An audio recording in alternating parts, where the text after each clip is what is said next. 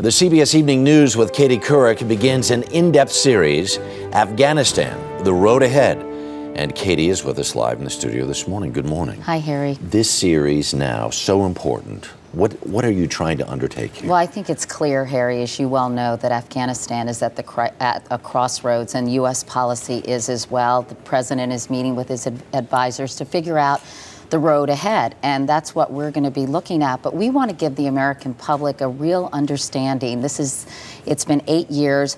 What kind of progress has been made? What are the challenges we face? People are really confused in terms of the relationship between the Taliban and Al-Qaeda. What is the role Pakistan has? How can we support a government that many in the country see as very corrupt and not protecting their interests? So it's really Afghanistan from A to Z, while the president contemplates his strategy and U.S. policy, so, you know, people can understand it and make their own decision. So what kind of resources are you coming into play Well, here? we have a lot of correspondents and producers. We have some fabulous pieces by David Martin and Lara Logan and Terry McCarthy, who's new to CBS News, really covering every aspect of the country and the conflict. One of the things everybody's been talking about, the 40,000 troops, 40,000 troops, 40,000 troops, and it's just not as simple as that, Well, that's in addition to the 68,000 that are already in the theater. And, of course, this is the counterinsurgency strategy that works so well in Iraq, where U.S. forces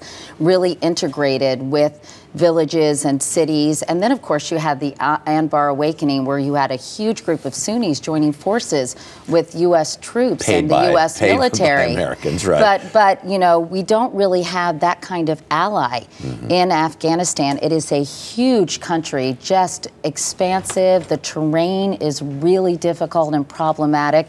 So the whole counterinsurgency may not be as applicable to Afghanistan as it was in Iraq. You know, you also have to build infrastructure so the people in the villages have an alternative to life with the Taliban. So we're talking about schools and employment and wells and roads. It is a massive undertaking. And if that weren't complicated enough, whether or not the United States should join forces with Hamid Karzai, who is corrupt at minimum and probably tried to steal this last election. Yeah, is it the devil you know? I hate to call President Karzai a devil, but obviously there are a lot of people who, as I just mentioned, don't have confidence in him. They don't feel as if the Afghan government is really strong enough or powerful enough to protect their interests. And you know, is he the right ally? He really is the only ally we have, though. And, of course, as you know, a UN investigation is underway about the entire election. Yeah.